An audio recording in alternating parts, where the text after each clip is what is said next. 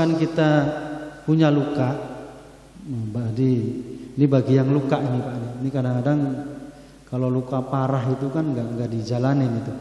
Kalau kita misalkan memiliki luka, kan kita nggak tahu, mungkin ada kecelakaan, naudzubillah, atau saudara kita lah mungkin kita ya kecelakaan. Terus lukanya tuh di sini, lukanya di sini, gede lah gitu. Apa lukanya parah? Itu wudunya harus benar Pak itu. Tapi nggak diperban. Kita bicaranya nggak diperban dulu. Ini lukanya gede nih di sini. Nah caranya wudunya adalah wudu beneran Pak. Wudu dulu yang baik. Pakai air maksudnya. Wudu dulu sebelum wudu, cuci muka. Biasa kumur-kumur, hidung, muka. Nah, ketika akan tangan stop dulu. Tayamum dulu. Nah, ini kadang-kadang nggak paham. Tayamum. Kemarin ya, gimana sih kemarin? Ini dulu apa ini dulu nih? Sini ya. Ini jaraknya segini nih. Nih. Biar kena nanti ya. Nah, yang ini kan harus dengan ini. Ini kena semua. Kan ini belum ya? Kan nggak kena tuh. Belum kena nih. Boleh begini, boleh begini. Nah, yang belum kena ini harus disapu dengan ini. Nah, kalau kita punya luka di sini, itu ditayamumi, Pak. Wudu dulu, biasa, stop, ambil tayamum, terus kita biasa tayamum dari awal. Terus kita tayamum. Setelah itu lanjutkan wudunya. Ini kadang-kadang ada banyak yang nggak paham. Nah, lebih afdol lagi kalau menurut ulama ini sebagian adalah masih perdebatan. Setelah ditayamumi melanjutkan wudunya, ulama ada yang mengatakan melanjutkan wudu, yaitu berarti ini ada juga yang mengatakan yang ini dibasahin lagi setelah ditayamum. Jadi dibasahin. Nah, lukanya ini boleh dibasahin, boleh tidak, tergantung dari luka separah apapun. Syukur-syukur masih bisa ditetesin pakai kapas atau pakai apa. Segitunya Pak sebenarnya wudu hukum fikih itu. Nah, terus yang kedua kan nggak masalah disiram lagi. Jadi setelah ditayamum juga masih dikasih air wudu. Nah, ini kadang-kadang kan masya Allah itu. Nah, terus bagaimana kalau misalkan diperban? Nah, diperban, nah bagaimana ini? Kalau diperban caranya sama seperti itu. Caranya sama. Cuman setelah tayamum itu, jadi sama kalau misalnya diperban, seperban di sini atau di sini sama diperban, ada kapasnya, ada kayu, ada bambu, mungkin yang patah tulang atau yang kecelakaan di van atau apa segala macam, itu ditayamum sama seperti tadi itu tayamum. Wudu dulu biasa, setelah itu stop tayamum. Tayamum biasa. Setelah itu baru dikasih air. Cuman kalau yang ini boleh di atasnya, tapi ada sebagian ulama juga wajib dicopot walaupun hanya tipis-tipis. Nah, itu hukumnya Pak seperti itu. Kalau kita kadang-kadang kan menggampangkan saja itu. Kalau sakitnya nggak sholat kan. Karena saking apanya wudu aja sampai berlapis, ada hukum wudunya, rukshohnya, ada sampai ke tayamumnya seperti itu. Nah, makanya ini penting nanti dipahami kalau ada saudara ini ya itu. Kalau nanti main ke rumah sakit, saudara yang seperti itu jangan bawa buah berarti ya Pak ya. Bawanya tanah, suruh tayamum.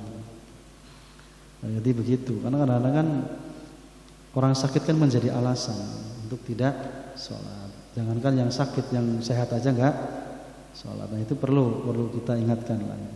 Jadi caranya seperti itu. Jadi yang misalkan luka ya seperti itu, tayamum untuk jalan. Walaupun dibungkus pakai kain atau pakai perban ataupun tidak, hukumnya sama seperti itu. Paham ya? Itu untuk tayamum. Jadi hati-hati. Kalau misalkan kita di suatu daerah ziarah terus nggak ada air, tayamum. Nah, boleh itu. Tapi kalau memang diyakini bahwa di situ memang tidak ada air atau tidak menduga-duga, kalau masih ragu jangan. Karena kalau musafir itu banyak rukshohnya, banyak bolehnya lah itu. Nah, ini Terus apalagi tuh? Terus boleh menjalankan sholat lagi atau lanjutkan sholatnya kalau yang musafir. Kalau yang tidak musafir atau yang mukim ya resikonya ya harus membatalkan wudu, karena kalau dilanjutkan nanti masalah gitu kan. Karena hukum ya ma'inya nggak ada. Ini kalau melihat air batal. Sebegitunya melihat air, walaupun itu sudah masuk waktu sholat. Itu ya. Itu yang tadi yang luka tuh yang perlu diingat-ingat. Kebanyakan orang menyepelekan hal seperti itu. Sudah luka ya udah nggak diwudu, dilewat, masya Allah. Padahal ada tayamum. Jadi yang tidak kecuali, jadi ada dua lah minimal ya. Kalau yang boleh tayamum itu ada dua. Kalau memang misalkan ada air tapi boleh dia tayamum boleh dengan alasan dia memang sakitnya tidak boleh kesentuh air. Kalau kesentuh air mati kan mungkin aja begitu kata dokter. Tapi jangan kata sendiri, nggak boleh, hukumnya nggak boleh, harus ada yang dipercaya, dokter yang mengatakan Pak kalau Bapak jangan kena air, kalau kena air nanti Bapak penyakitnya semakin parah atau sampai terjadi meninggal, itu boleh menjalankan tayamum walaupun dalam kondisi banyak air.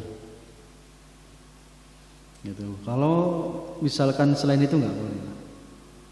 Nah yang kedua tadi tayamum walaupun banyak air dalam kondisi luka seperti itu tetap tayamum, tapi dibarengi dengan wudunya. Itu. Jadi orang yang luka, orang yang sakitnya parah juga seperti itu. Nah, lukanya dua, ada luka yang diperban, ada luka yang tidak diperban. Kalau di luar dari anggota tayamumnya dilap, misalkan di kaki, bagaimana kalau misalkan di kaki wudunya tetap Pak sebenarnya aturannya walaupun diperban ataupun luka tetap dibasahin sebenarnya. Walaupun bahasanya dikit tipis-tipis ya. Bagaimana kalau lukanya itu nanti bisa, kalau lukanya saja kena itu nanti merembet, ya nanti di atasnya itu ditayamumin dulu. Jadi sarannya seperti itu. Jadi disempurnakan tayamum. Kalau misalnya di kaki berarti ya tinggal disyariatin aja untuk airnya itu tipis-tipis lah untuk di lukanya. Jadi tidak disiramkan seperti itu. Nah, kalau misalkan di daerah kaki, karena kaki ini kan anggota wudu. Kalau tangan kan tayamum juga pakai kan. Kalau kan nggak mungkin tayamum kan nggak sampai kaki. Nah, itu jadi masuknya ke wudu. Jadi tetap Pak walaupun lagi kondisi luka pun harus.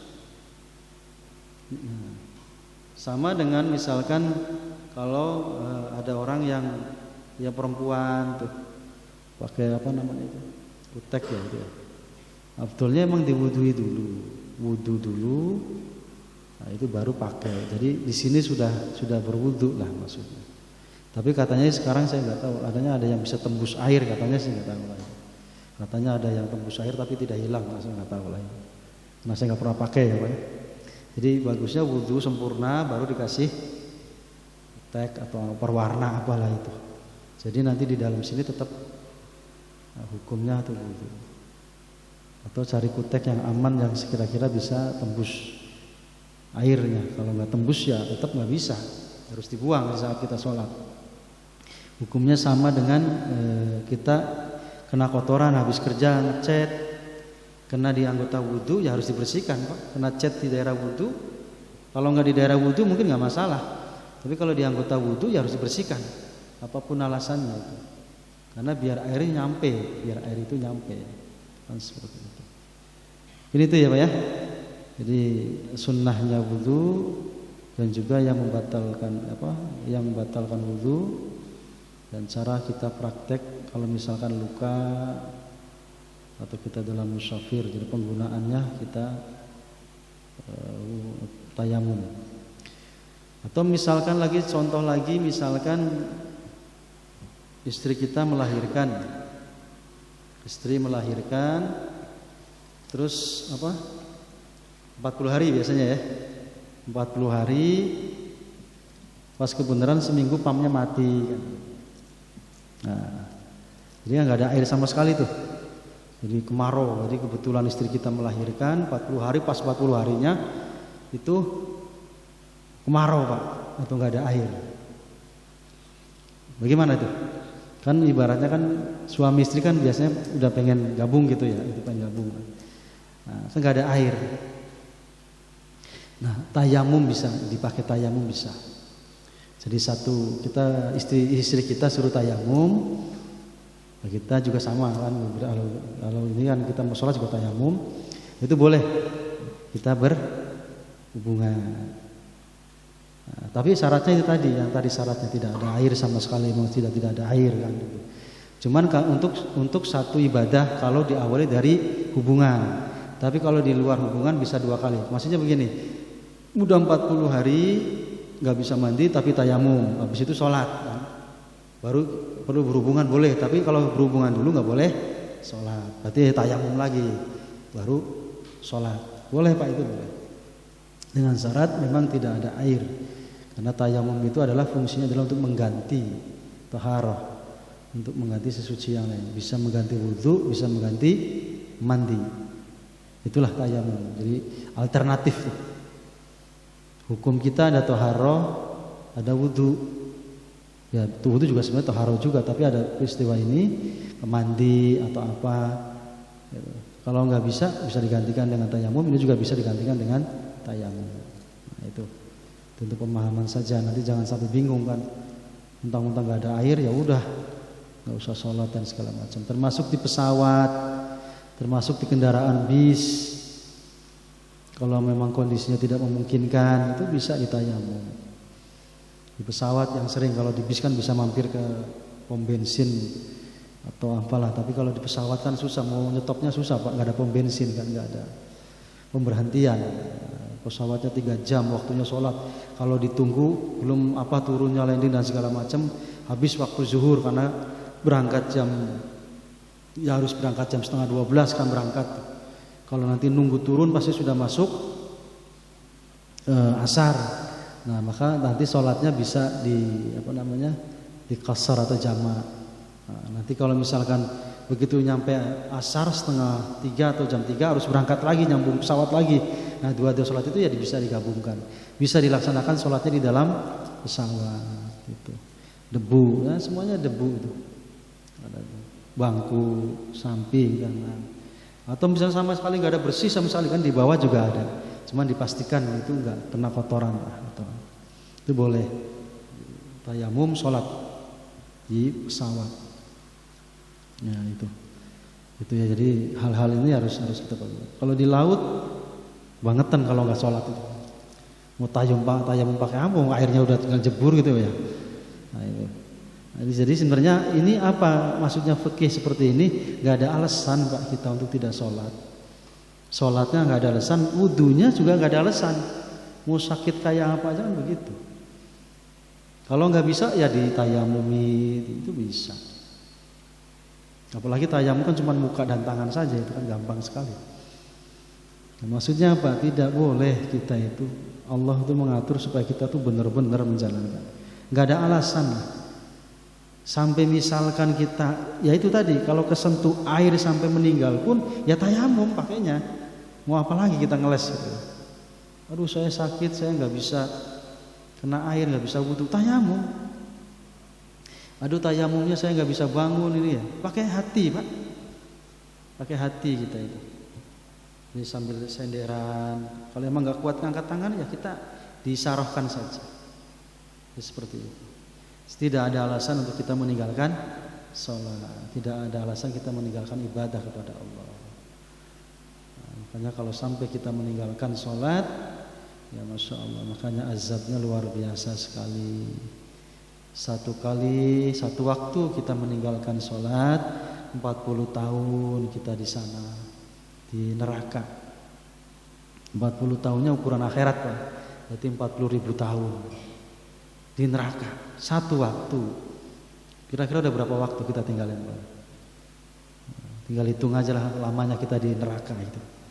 Nah, makanya mudah-mudahan lah setelah ngaji kita kuatkan ya, secapek apapun, sesibuk apapun, usahakan. Makanya bagaimana ibadah supaya tetap semangat. baterainya dicas, hatinya dikuatin dengan zikir. Karena kalau hati kita nggak zikir lemah. Apalagi dunianya sudah begini kan, semuanya menipu kita semua. HP, TV, sibukan. Kalau hati yang nggak istiqomah, nggak kedorong, ya akan lemah hati kita. Hatinya suruh zikir, hatinya suruh zikir. Zikirnya apa? Semampunya apa? Kalau nggak bisa tasbih ya tahlil, kalau tahlil ya sholawat, kalau nggak sholawat ya baca sebutin Allah Allah, kan gampang. Karena kalau hati kita nggak hidup, hati kita nggak ada kekuatannya ya pasti kalah lah. Ya, jadi harus hati kita selalu dihidupkan. Minimal ya waktu habis sholat itu jangan terburu-buru bangun. Perbanyak zikir di hati kita. Syukur-syukur sudah bisa dakwah Mesir. Syukur-syukur sudah bawa motor sambil zikir. Bawa mobil sambil zikir, kerja sambil zikir. Itu syukur-syukur bisa seperti itu. Minimal habis sholat agak lama dikit lah. Untuk mengisi, mengecas hati kita yang mungkin lupa karena kesibukan dunia.